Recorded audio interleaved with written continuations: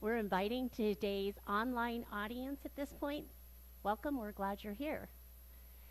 Today's reading comes from 2 Corinthians chapter 5, verses 16 through 21. So from now on, we regard no one from a worldly point of view. Though we once regarded Christ in this way, we do so no longer. Therefore, if anyone is in Christ, the new creation has come. The old has gone, the new is here. All this is from God, who reconciled himself to us through Christ and gave us the ministry of reconciliation, that God was reconciling the world to himself in Christ, not counting people's sins against them. And he has committed to us the message of reconciliation. We are therefore Christ's ambassadors, as though God were making his appeal through us. We implore you on Christ's behalf, be reconciled to God. God made him who had no sin to be sin for us, so that in him we might become the righteousness of God. May God bless our understanding of those words. So, a pastor named Richard Gribble tells a story of a young man. He's on a train that's going from Kyoto to Tokyo in Japan. And it's in the afternoon, and it's a pretty quiet commute. You have some moms with kids and some older people. It's just very quiet. And as he's going along, at one stop, the doors open, and then the silence is broken, because this man is large that came in, and he's dirty, and he's drunk. His hands are flailing about, he's yelling obscenities, and he's gesturing, and he hits a woman who's holding a baby, and she falls back into a couple's lap. Fortunately, the child was safe, but oh man, there was fear, complete silence. No one knew what he would do next. And he's looking around, and there was a young man there. This young man was young and healthy and had been studying Aikido for 3 years. Spent a couple days grappling with people and tossing them and, learning that martial arts discipline. And he thought, I've got to do something. I'm going to save these people. I'm going to save them. I'm young, I'm fit, and I know what I'm doing. I'm going to be the hero here. And he stands up, and the drunk looks around and notices him there, and he's standing there, and the young man looks pretty nonchalant and like he's looking down at the drunk, and the drunk goes, "You need to be taught a lesson," and rushes him. And the young man goes, "Come at me, bro," kind of an attitude. And they're coming together, and all of a sudden, they hear a, hey, come here and talk to me." And they both look. And there's an older man, an older Japanese man in his 70s, and the garb of Japan, traditional dress, and he's looking right at the drunk. He's ignoring the young man. He says, "Hey, come here and talk to me." And the drunk, of course, turns around and starts to head to him, and the young man thought, "Oh, if he hurts that guy, I'm going to lay him out." And the old man says to the drunk, "What are you drinking? What were you drinking?" And the man goes, "Sake." And he said, "Oh, sake, my wife and I like sake too. Every night we go to our garden and we warm a small bottle of sake, and we drink it, and we sit on a bench in the garden, and we look at the persimmon tree that my great-grandfather planted so many years ago. It's so beautiful, and we worry about the tree because of storms or ice storms and anything, but the tree is doing remarkably well. It's flowering, and the persimmons are, oh." And the drunk goes, "I like persimmons." And the old man said, "Oh, me too." He said, "I bet you have a beautiful wife as well." And the drunk said, "No, my wife died. I have no wife. I have no job. I am so ashamed." And you could see a ripple of remorse and despair through him. And that young man, that young, righteous young man who was going to save everyone, remembered the words of his Aikido instructor. Aikido is the art of reconciliation. Whoever has the mind to fight has broken his connection with the universe. If you try to dominate people, you are already defeated. Aikido is used to resolve conflict, not initiate it. And as he was getting off the train, he heard the older man say to the drunk, "Come here and tell me about it. Tell me about it." And he's getting off the train. He looked over, and the drunk is sprawled on the bench with his head in the old man's lap, and his hair's being brushed. "These are difficult circumstances. Tell me about it." Reconciliation is something we have to learn. It's something we consciously do. This young man learned about reconciliation, the true meaning of the martial arts he was studying. 3 years he didn't get it. That one moment showed him what reconciliation can do. We have to be conscious and decide about how we pursue reconciliation. Paul talked about reconciliation with each other and moving forward to share God's love to the world. Well, that's a nice idea, Paul. I don't know about you, but I'm like, I'm reminded of anybody watch Red Green back in the day, the man's club, and they'd say their oath, "I'm a man, I can change. If I have to, I guess." That's how we feel about change, right? Yay, change. No, we're like, oh no. No, we don't. It isn't something we like. I can carry a grudge like it's my job. But man, putting it down, that takes work. I don't know if I want to do that. Do I have to, God? How about this?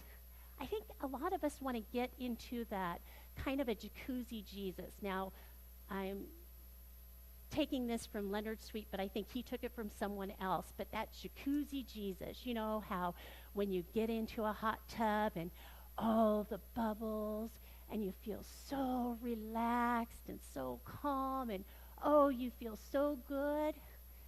I want that jacuzzi Jesus feeling. I want to feel that way. You know, but when you get out of the hot tub, does that feeling stay with you? No, not a lot. If it does, it's not for very long. You might get a little cold and your muscles might tense up again. And because it didn't transform you, it didn't change you. That kind of light, skin deep relationship. I want to read this quote. I want to get it absolutely right because it's brilliant. So this gentleman, Donald Shelby said, this unnamed writer kind of summed up the jacuzzi Jesus. He said, "I would like to buy only $3 worth of God, please. Not enough to explode my soul or disturb my sleep, but just enough to equal a cup of warm milk or a snooze in the sunshine. I don't want enough of God to make me love a foreigner or pick fruit with a migrant worker. I want ecstasy, not transformation. I want the warmth of the womb, not a new birth. I want a pound of the eternal in a paper sack. I would like to buy $3 worth of God, please, with double discount coupons if possible."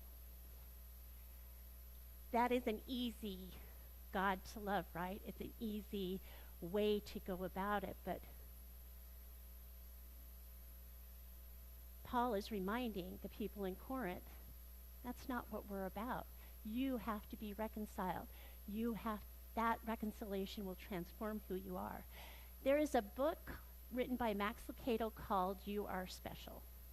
And it's like one of my favorite children's storybooks. But I think adults should read it every day if they can. It's a great reminder. And in this book, it's about all these mimics. They are little carved wooden people, and they go around, and they are all carved by Eli the wood carver. And as they go around, if one of them does something astounding, everyone runs up and puts a gold star on him. And then, oh, if they look so polished and so smooth, people will come up and put another gold star on them, and another and another. But you know, if their paint is chipped, or if they fall or trip or stumble, people will come up and put a gray dot on them. Gray dots weren't good. Gold stars were. And you know, sometimes someone's walking around with a lot of gold stars. Other people would give gold stars just because they think, oh, he must be worthy of some gold stars. I'm going to give him some of mine. And if someone's walking around with a bunch of gray dots, well, they add him because surely, look how horrible he looks with all those gray dots. One day in the village, Punchinella is the name of the character, I believe. There's a new person who comes into the village. Her name is Lucia, and she's beautiful, smooth, polished, perfect paint. And everyone wanted to run up and put a gold star on her, but they wouldn't stick. So when the gold stars weren't sticking, some people tried the gray dots. Those didn't stick either. And Punchinella, who was covered with gray dots, approached Lucia, and he was just very shy, and he's like, how come that doesn't stick on you? And she said, go visit Eli. Go visit Eli the woodcarver. So that's what he did. He approaches Eli, and he said, Lucia said that I should see you. And the woodcarver, who made every Wemmick, said, the stickers won't stick if you remember I love you more than the stickers. That's the first thing we need to remember more than anything if we're talking about reconciliation. God never gives up on us. Never. We have bad times. We make horrible decisions. We have struggles like you not believe, but God never gives up on us. I don't care what you've done. You might have given up on yourself, but God does not give up on him. God made us and loves us. And then the second part of reconciliation, I didn't mean to make this a note, but then I realized in the bulletin, oh, I made this a note. We have to discover forgiveness. We can discover forgiveness if we remember the first part. God never gives up on us. God never gives up on us at all. Kelly Connor was a young, she was in high school. I think she was 17 years old. And she was driving, and it was 35 miles an hour, and she sees a car pulling up, and she's focused on the car, and she's like, oh, he's going to cut in front of me. So she sped up a little bit. And focusing on that car, she missed that pedestrian, an older woman who was getting ready to go into a taxi, and hit her. The elderly woman was hospitalized and later died. Now, Kelly Connor carried this guilt of what she did with her and started on such a path of self-destructiveness that it was a horrible. She couldn't get beyond what she had done until she decided she'd come forward and tell her story about what happened. And she received a letter in the mail from a woman whose daughter was hit by a car and died. And the letter said, I always worried that that driver would carry that pain all of their life, and I wanted them to know they were forgiven. It was then she realized people are willing to offer forgiveness in this world. Other people will offer forgiveness. We should offer forgiveness for ourselves. So within ourselves is the first part of discovering forgiveness. She went on to start a charity called the Forgiveness Project. And it's stories of forgiveness and empathy and understanding to build hope in this world, this broken world, where we do make mistakes. But when she was able to forgive herself, that's when she could begin to heal. I like the story of Eric Lomax. He's a British airman, I believe, and he was captured in war. In 1942, he was imprisoned in Burma, and he was on the building that death. It was called the Death Railway, basically, because they were building train laying tracks. The prisoners were, it was horrible conditions. And Eric Lomax, of course, wanted to escape, so he drew a map. Well, the map was discovered by guards, and so he was made an example of. He was beaten, he was tortured, and this went on and on and on until the war ended and he was rescued. And there was an interpreter who would say what the guards were saying and yell the terrible things at him. And the interpreter's name was Nagase Takashi. And, you know, years later, Lomax found out that this guy was still alive. But he also found out that this guy publicly came out and said how much he regretted all the things that he had done and his role in the war and his role in torturing and harming people.